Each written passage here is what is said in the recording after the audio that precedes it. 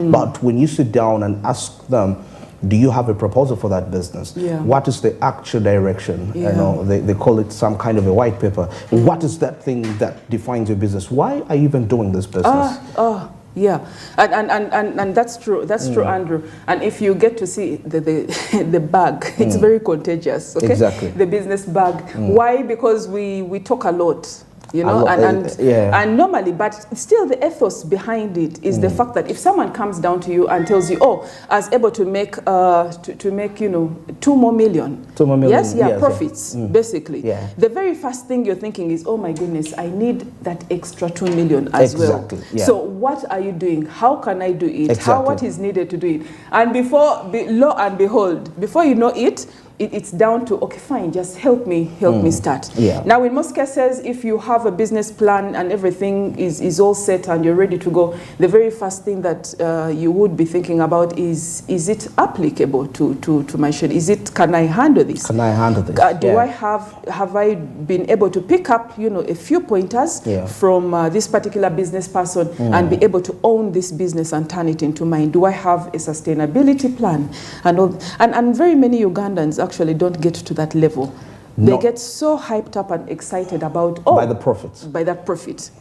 And you know, the funny thing is that even when they talk about the profitability of that business, if somebody is doing the business, they feel like they should do the same business like you're doing. Yeah. Simply because you told them you made 2 more millions of the profit. Yes. But little do they know, me, I believe all businesses are profitable. It's just all about what time have you given yourself? Have you been grounded in that truth? Because there is going to be a time of being tested. I believe in that testation moment, whether you are really worthy that enterprise, you know, you're pushing for. Yeah. So it's more like get acquainted with the knowledge. What do you need to know about the business? That's true. No business is non-profitable. No such a thing that this is not applicable to this country. We've seen people that are doing things that are way out of this country and they are making it to the top. What do you mean way out of this country, Andrew? Way beyond in terms of culture and what the community expects them to do. And they are successful at what they are doing. I don't want to mention names, but let's take a look at fashion, the brands and all that. I mean, you find somebody is much well acquainted with the fashions that are not related to the cultures of this country. That's true. And they are, but just because of how they present their business, it makes you feel like, I think I should get this culture of this other country because of the way this person has presented it and how confident they are about them. Yeah. You know, they own them because it's all about owning what you are doing. Sure. Regardless of what the society expects about it, but you bring it in a unique perspective. And I think that's the whole mindset of business. I think there's always that potential, there's always that gap, you know, there's always that untapped gap for something creative, for something new. And exactly, untapped gap. And Ugandans will jump on board and be able to basically participate. Yeah. But much more, we'll be hinting, just to give you a hint about some of the things that are going to be coming in. We're going to talk about how Ghana signs MOU to restructure 5.4 billion debt that will be in our international news. Updates. And as well as within our Caribou, we'll be talking about the resumption of sugar and milk trade, concerns over Kenyan juice tariffs, and much more coming your way. But before that, we're going to take a very short break and we'll be coming in with what is inside the news. Just talking about what is inside the press and all the latest news coming in.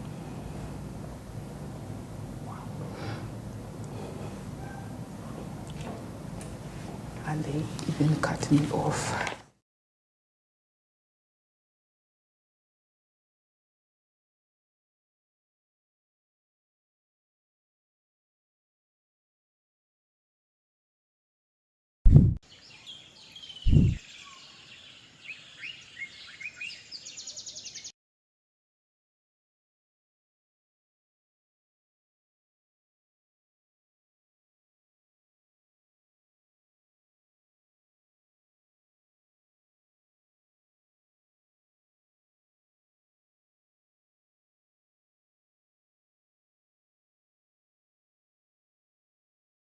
Okay. I guess we... And back with press review. Within the monitor today and the new vision, we've got different stories coming in. We've got businessmen wanted over ritual murders. Unfortunately, that Andrew is still ongoing in Uganda. Yeah, ritual matters. I mean, we always talk about this, but the challenge is that when you talk about spirituality and business in some kind of what we call a modernized setting, it doesn't really. It sounds like you're speaking fiction stories, but these are actually things that are happening behind the back. And I was telling somebody, many of these people will come and teach you how they made businesses. They tell you something they did. But of course, there is another side that won't tell you how they made the much money. Ask yourself a question. Why is it that when I do whatever this person told me to do, I still don't get the results? I mean, there is an underlying force. Do you think, could you think maybe it's because of the get-rich mentality? Get-rich mentality, or it is just a reawakening of African spirituality? No, actually, someone else will come in and start the same business and say, work hard. Work hard. Exactly. Invest appropriately. Yes. Work hard and make sure that you are in touch. You have a very good client customer relationship. And then another will come in and tell you, for this particularly to succeed, for this business to succeed, I must bury ahead. Yes, I must bury a head at the very front of this premise. I must cut a hen and sprinkle the blood. So is it a reawakening in the spirituality, in African spirituality, or it is back to, I need to have the gods bless this so that I can get rich quickly? Actually, it's not about, if we say reawakening, in the right sense, it has nothing, in the right sense of African spirituality, when we are talking about prosperity in any enterprise, it has nothing to do with child sacrifice. How? Or ritual, let me say that. It doesn't, it's peaceful just the way it is. It is peaceful. Exactly. It doesn't involve a life of a living soul. Let me say that. You know, but this whole get rich quick, and you see, it has all been adulterated, let me say that, you know, in terms of how people now perceive African spirituality. But when we get back to the roots, that element is evolved. It is? But that element, but not human sacrifice.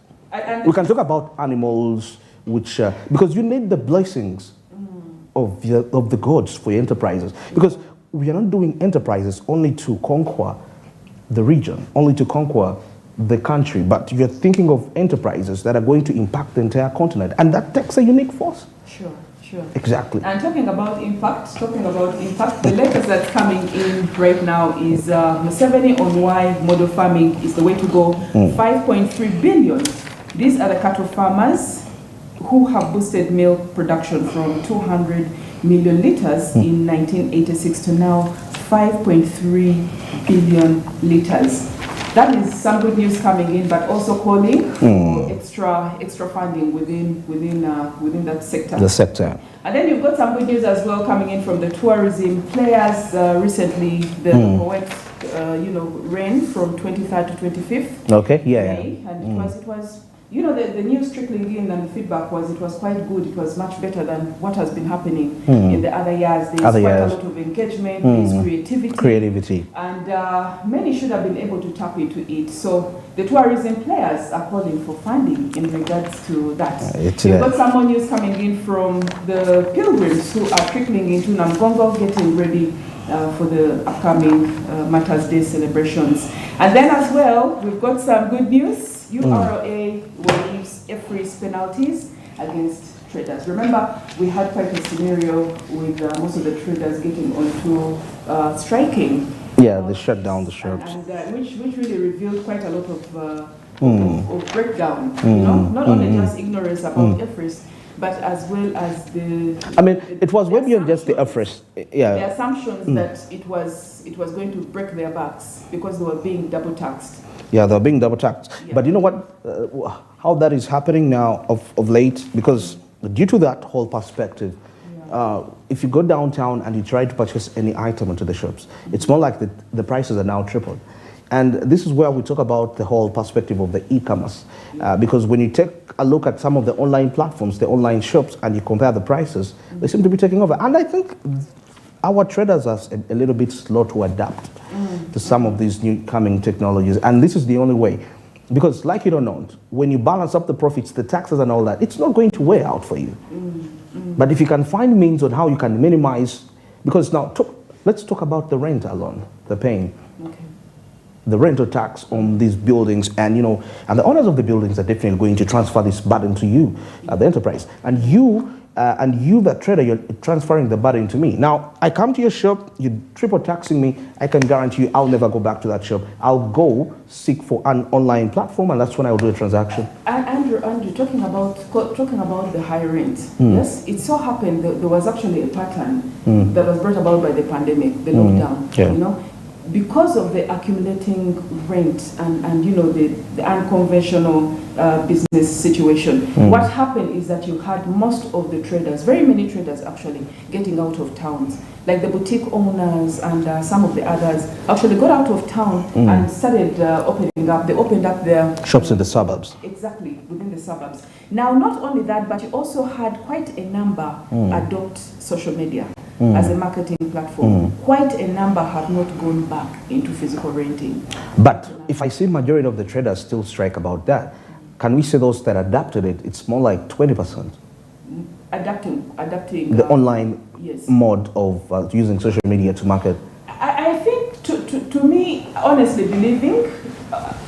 I really believe that social media marketing is the way to go. Like, this is digital. It's a digital phase, and you have a number. If you have a number of traders, even those ones that were a little bit skeptical at the very beginning, you have a number of them now embracing e-commerce. Yes, because that is the way to go. That is the fastest route. You have people getting to know about your brand and what the services, the products and services that you're offering in the shortest time possible. So you even have those ones that maintain the physical premise, being able to say, you know what, let us still partake part of this digital system. Let us be able to advertise our merchandise over this particular platform. And I think it is working out wonders. Right now, you have quite a number of people who are still saying that particular social media platforms such as TikTok and Facebook are not necessarily being utilized optimally. Yeah, because people are still getting into the habit of entertainment, posting the videos for the sake of entertainment. Whereas you have quite a number of other stakeholders saying, please, whereas you are looking at entertainment, this is quite a big opportunity for you as well to be consistent and intentional about about advertising, especially calling out to women, because women have been known to get onto these and support them and look at the latest TikTok postings and all that. And someone is saying, instead of wasting your MBs, yes, 100%, can you please cut it down to 25% and put in the other 75% into pushing your business, as it starts? Absolutely perfect. Yes. I mean, there has been misuse of those gadgets that people really own in terms of, and like what you've mentioned, entertainment, the whole showbiz perspective. But the truth is, the reality is, things are tough out there. And it's about thinking way beyond the box on how you use every resource around you for your own benefit. How are you going to make an income? And I think now this all comes back to the perception of mindset change. Yes. For the individuals, and most especially the traders, who are already doing that. What's inside the monitor today? Well, amazing. Of course, taking a look at the pilgrims that are just a few days there. We're seeing top government officials join trekking pilgrims to Namugongo. They joined them to be a part of that trip. And of course, taking a look at police reactivate crack units to fight criminals. Sure.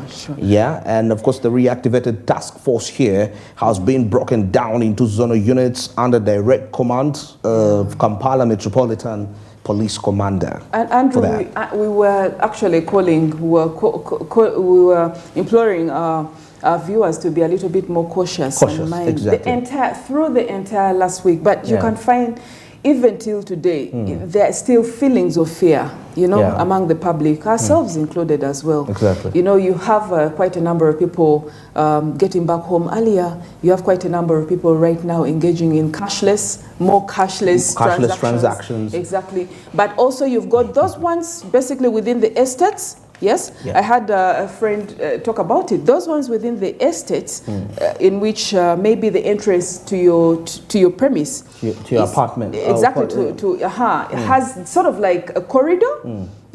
Those ones are rabid with fear right now, because they're saying at any one time I can't even get out, as I used to. Right now, even if I want to get out, with my car, the very first thing I do is to peep left and right, because I'm not sure who is lurking, beyond the corner.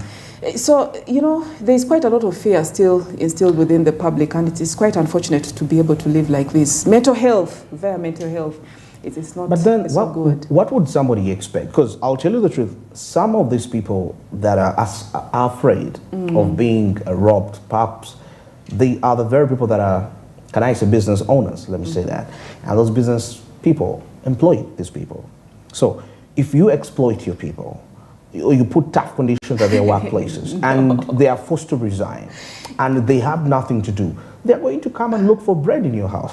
I think we all have a responsibility. Let's agree on this. I think what you're trying to say, Andrew, is the belief, the saying that if you get richer and then raise your wall higher, yes, and raise your wall higher, the thief will actually, the person that you continuously exclude from the rich system will eventually continue to creatively look for ways of jumping into your compound. Absolutely. That is how you're blaming it right now. That's how you're phrasing it. That's how I'm phrasing it. If you deny them that whole, because if you exploit them, because you're the very people that are if you can afford to have all those property, all those estates, a very nice place.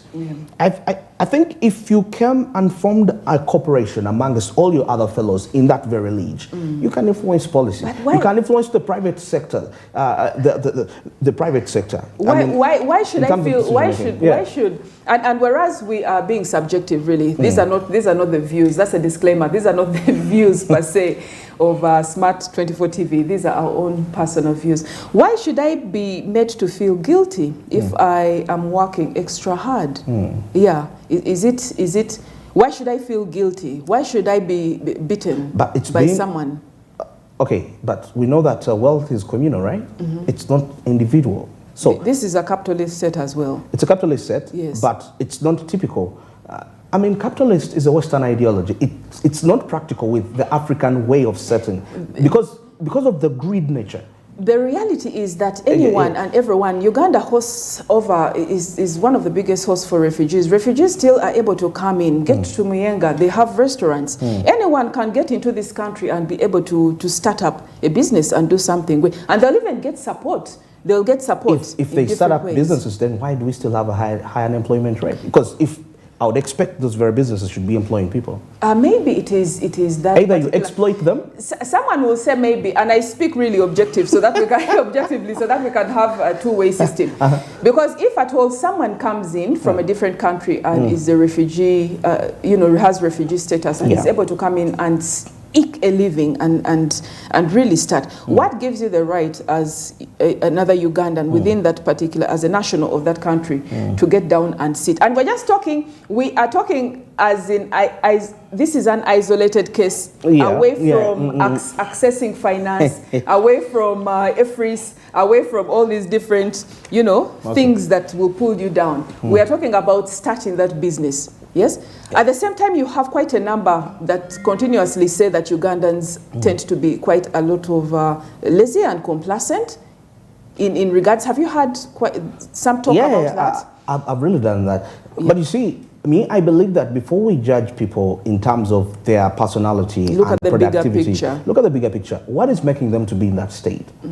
Because if we are to look at Ugandans 20, 30 years back, before maybe perhaps we say before the whole privatization aspect came into, what was the state of Ugandans? What happened? What really changed? I think we should examine it from that line. That's where I shall get the cancer which hit up for Ugandans to be this way. But this is not really typical of us. We could as well. It's just my opinion. Yes, apart from you know, the blame game and saying this is happening because of a lockout, which could as well have some, you know, some truth within it.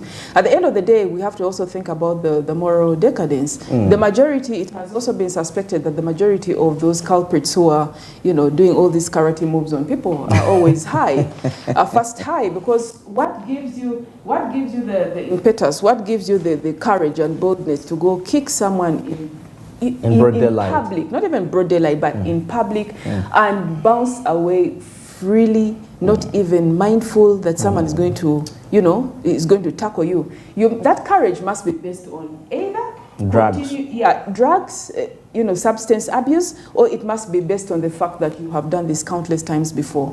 Yes, you and can defend yourself as. Which is also 100% true. Yes. Can we wrap up? Can we wrap up the press review? Give us something else that's coming in. Okay. Now, of course, government here. Before we get there, MPG plans to tarmac roads and also build markets from that line. And of course, seeing here, the leaders at MPG have outlined key priorities on where to inject the 30 billion shillings to the district received from the World Bank. Now, of course, taking a look here at our government securing 613,000 doses of FMD vaccine for about 28 districts. Now, of course, another 1.7 doses are expected to be procured for the second phase, where 73 districts are set to receive these particular drugs. Some good news coming in, some good news, because once it trickles down, it should be able to contain foot and mouth disease. Exactly. But talking about that, we'll have much more later. Let's get into a short break and we'll be right back after this.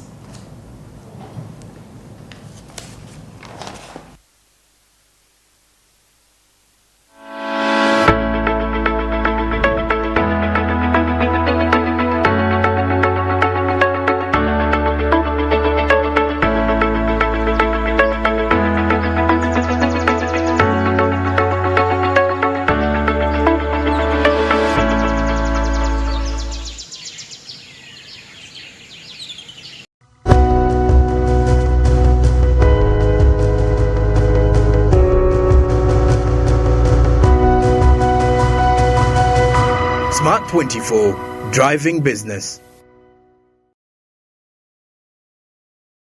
Amanya gange bampita Agnes Kasoga. Kolera nakawa nze muwanguzi na wangudde school fees.